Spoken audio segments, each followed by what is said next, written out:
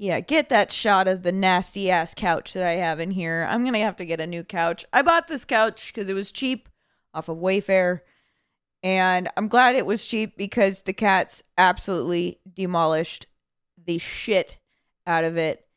And this is why we can't have nice things. This is why we can't have nice things. Welcome back to the Off My Meds pod. I realize I have done a lot of talking about all of the other kinds of topics on here, except for what I think most of you follow me for, which is acting and movie set life and TV set life. And so today I've been getting a lot of questions on what being on a set is like. And so I thought I'd just give you a little bit of my thoughts on what set is like being a child actor, how different it is being an adult actor, which for me, there were major differences. And so we're just going to get into it. I will start with my Neds experience because that was my first child actor. Actually, that's not true. My first on set experiences were doing a whole bunch of small budget, low budget, independent films. I did some movies, some random short films for like NYU Film School and LA Film School and a whole bunch of others just to get it on my resume because I had absolutely nothing to add to my resume at the time other than local musical theater performances and dance shows. And so those were actually very insightful. I feel like that was good training. And if you're somebody that's trying to get in to the acting world, and if you are, good fucking luck. I feel like it's gotten more gatekept than it has ever been before. And so if you are and you don't have anything on your resume as an actor, doing friends' little film projects or doing film school projects are so useful to add to your resume. And I didn't plan on making this a like how to get into Hollywood episode, but I might have some tidbits in there for you if you were curious about it. So I started with doing like random independent films where you got paid absolutely nothing. You're doing it for the experience, but you're also helping a lot of filmmakers who are up and coming, who may not have the budget to hire actors for pay. And me and my two younger brothers, my youngest brother, Jeffrey Ted Morey, who I think some of you have figured out is related to me and have asked for him to come on the pod, and he's being a little diva. So if you could tag Fishmonger Jeff and tell him to come on my podcast, he lives right down the street from me. Tell him to come on the show. But we acted together as a family, as a sibling group. I think it was easier for my mom to group us all into doing the same sort of extracurricular activity so she could shuttle us all together. And we did a whole bunch of random independent films to start. And then I started auditioning for TV projects and film projects. And that is what led me to Neds. And that audition experience, and I don't think I talked about this on the Neds pod, but my audition experience was actually unlike, I think, any other audition experience that I had before that or after that or since, because it was fairly easy. I think the way it used to work in the good old days was if you got an audition, you would get what is called a breakdown. And what a breakdown is essentially a very short summary of the project and a very short breakdown of each character, along with an explanation of the character you're auditioning for. And most of the time you would get sides, which was 2 or 3 pages of a script of either an episode or a movie. If you got really lucky, you got the whole movie script. And maybe that'll be another episode of some cool movies that I've auditioned for and didn't get. And I think back in the day, I used to really not boast my failures as much. Like if I didn't get the role, I didn't take it as a personal accomplishment, regardless of how far in the process that I got. And now looking back on it as an adult, I wish I would have taken more appreciation of those moments. And I do now. I really look back on them and go, damn, I did a lot and I've accomplished a lot. Being somebody that isn't a Nepo baby, doesn't have any ties to Hollywood, that kind of grew up and made it on my own without having any of those kinds of personal connections that make it a little bit easier to get into Hollywood. Set life. I'm gonna try and be as focused on this episode as possible. So I think my first experience as a child actor on set, my first real professional experience on set, was Ned's Declassified School Survival Guide. And no one really prepares you as an actor, as a child or an adult, for being on set. No one walks you into it. If you're a first timer or a newcomer, you just kind of get thrown into the mix. And there's a lot of money involved depending on which network or what show or movie you're on. If you're dealing with a big budget, there are high stakes. And there's nothing more nerve-wracking than high stakes as an actor. And so I think what I really appreciated about the Ned set is I joined the cast fairly early on, which is a bonus because I feel like it's a little more nerve-wracking to come into an already kind of well-established cast and crew, and everybody kind of has their flow going. But for the most part, as a child actor, you don't just sit on set, and there is a lot of sitting. But for Neds, if you're a child actor, for the most part, if you are under the age of 18 and you are working in the state of California, you have to do, I think the hours, it's been so long I can't remember, but I'm pretty sure it's like you're allowed to work 8 hours on set. Any time over is a certain kind of overtime or penalties that the studio has to pay. But the important thing for child actors is you have to do 3 hours of schooling on set every day that you are on set. Now, I think the first season I had to do on-set schooling, and then you do a whole bunch of waiting around until your scenes are shooting because everything is shot out of order. That is the image of Hollywood, that like everything is not shot in sequential order. It is definitely shot, I think for the most part, it's out of convenience on where you're shooting, who's available, who you have on set per day. And the Neds cast, it was kind of just all over the place, and you'd shoot scenes out of order and you'd shoot different episodes out of order with other episodes. But for the most part, I think they shot one full episode. So 2 mini episodes make one full episode. I'm pretty sure it took a week to shoot a whole episode. God, it's been 20 years and I can't remember any of this, but the schooling was fine.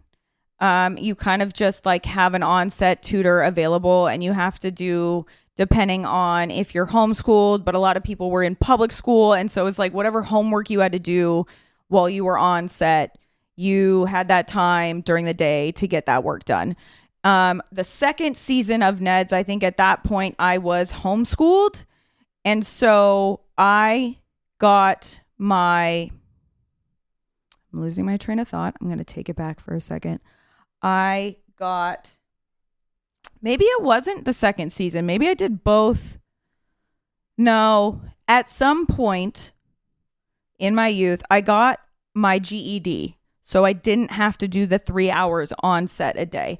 And it actually made me very appealing to people, to casting directors, because I could technically work as an 18-year-old without being 18. So I could work as an adult, and kind of ran around those schooling requirements because I had my high school equivalent, essentially. I went and finished high school anyway and still got my diploma, but it made it very easy for me to work on sets when I got that equivalency, because then they didn't have to hire an on-set tutor for me if I was auditioning for a role.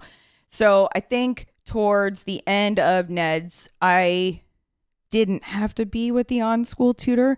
I'm going to have to go back and ask my mom because I don't remember. But for the most part, if you are on set, any set at all, and I think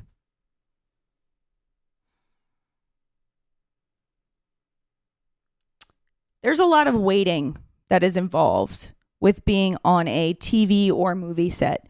You have to wait around a lot. And it doesn't matter if you're the principal or if you have one line. For the most part, if you have to be on set more than one day, you're you're doing a lot of waiting. And for somebody with ADHD, that part I think got more rough than anything else. It wasn't so much the nerves. It wasn't so much memorizing lines. It was just having to sit still and wait.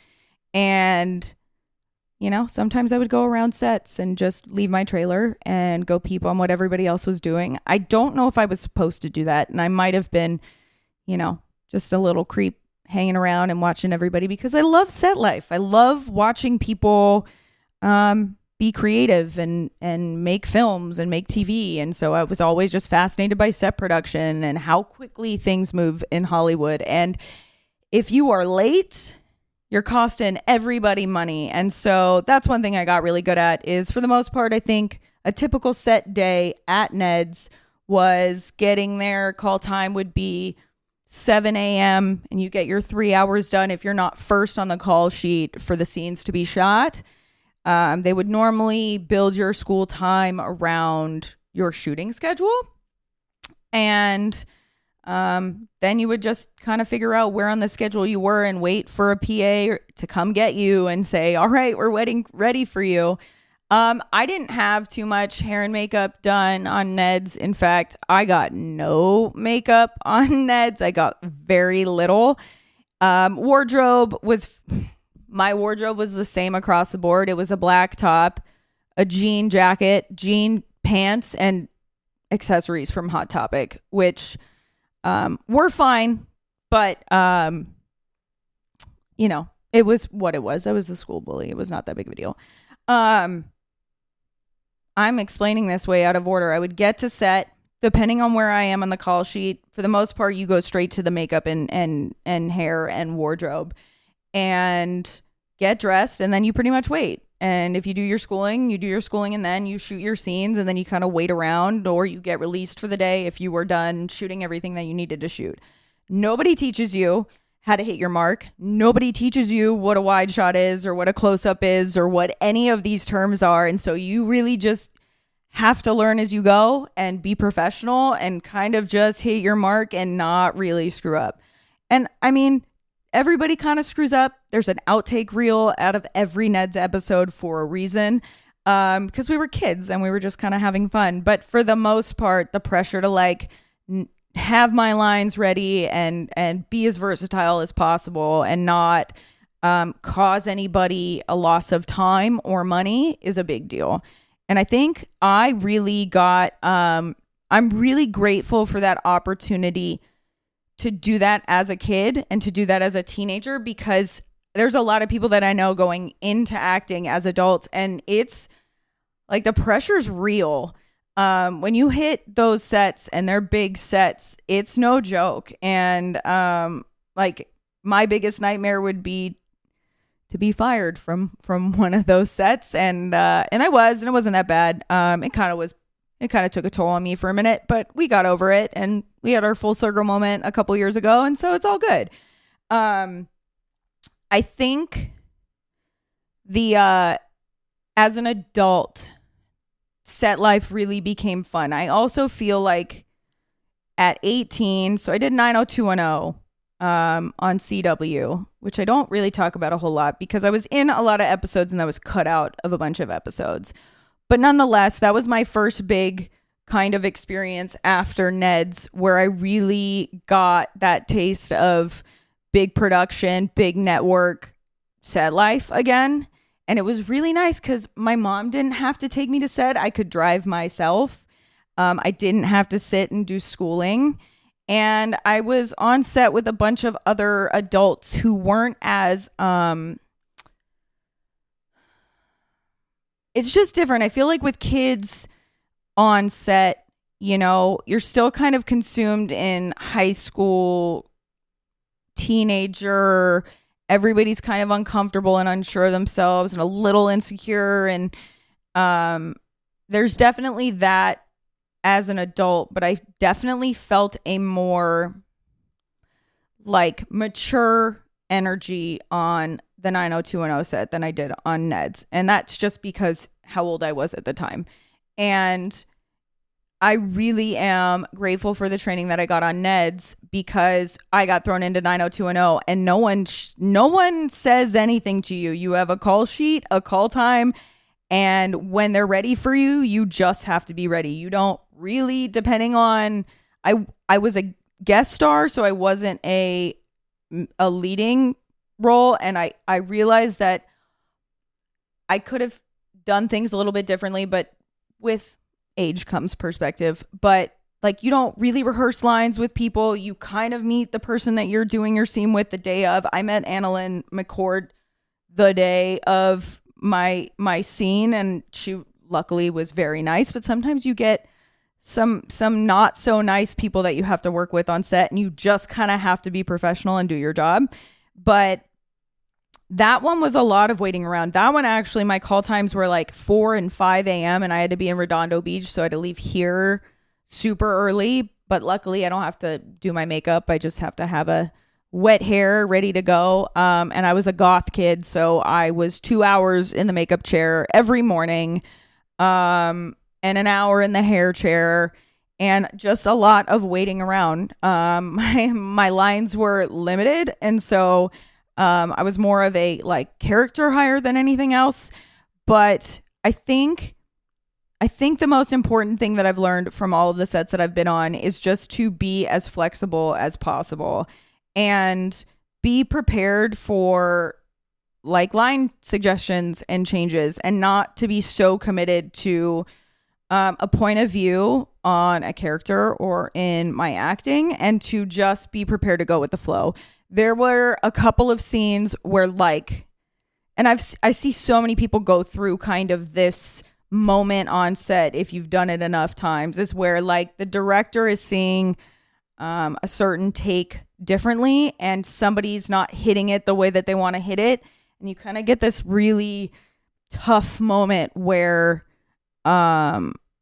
like you kind of get in your head a little bit more, and then it becomes this kind of frustrating moment of not getting it and kind of maybe needing to take a break and then coming back to it.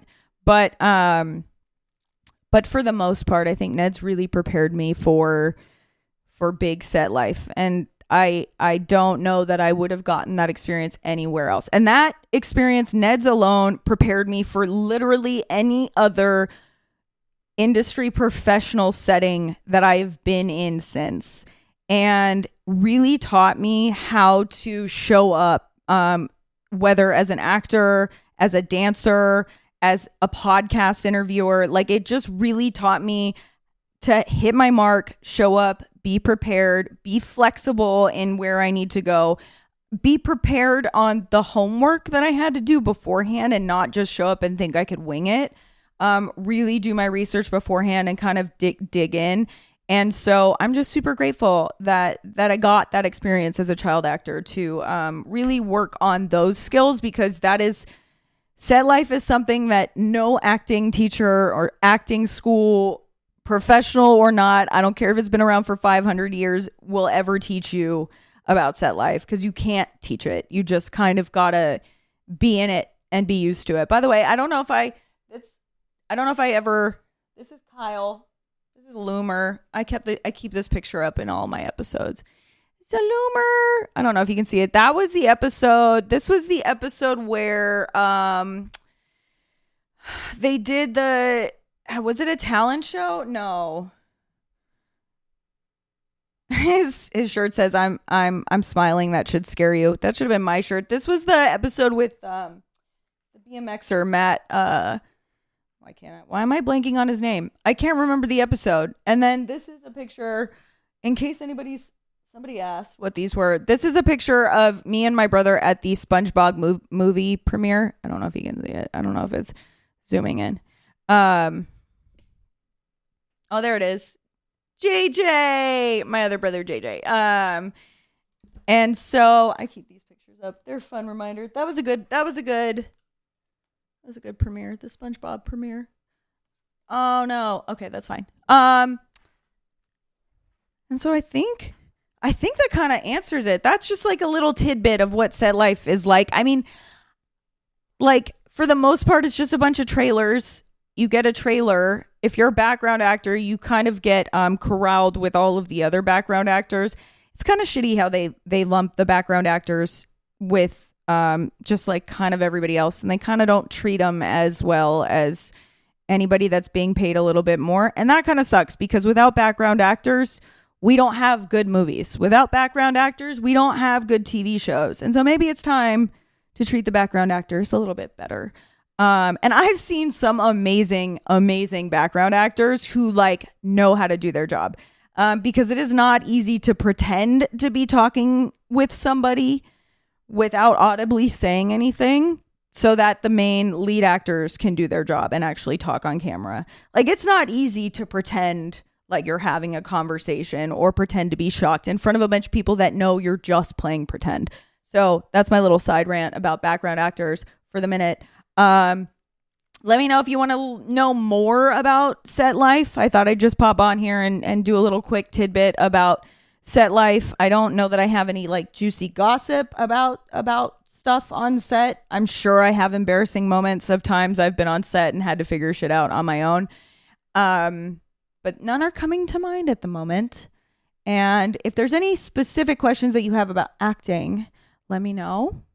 I'm getting flushed. That's something that I can never seem to, luckily has never really happened during shooting. Happens on this podcast a whole lot. It's either when I get flushed or angry or anxious or nervous, I get this like red splotchiness. And it gets a little itchy. Like I get hives. I was maybe getting amped. I don't know. Maybe it's getting worse. It's just getting worse. So, to Papa's. He's getting really skinny. If anybody has any cats and knows any good products for senior kitties, please let me know, because I'm a worried mommy over here and I don't know what to do about his weight loss. He's eating, he's drinking water, he's just skinny. He has skin and bones. And I think that's it for today. Glad we're back here. Excited for the next couple weeks to be sharing the episodes that I've got with you. Got for you. I am so sorry. I think I got a couple other episodes in the can that I'm not sharing yet, because I'm going to leave them to be a surprise. So I will see you guys in the next one. Don't forget to subscribe. Hit that like button if you haven't already. Share this video, pretty please. I've been begging some of my like diehard followers to share it. Share this video. Share this stream. Spread the word. I also got some fun. See, I get in the habit of not talking about the stuff that I haven't made yet, because of the second I share it, then I like lose interest in actually following through with it. But I think we got some new fun logos and maybe some merch coming. But I'll cut that out. No, I won't. We got some fun merch coming. And yeah, I'll see you guys in the next episode.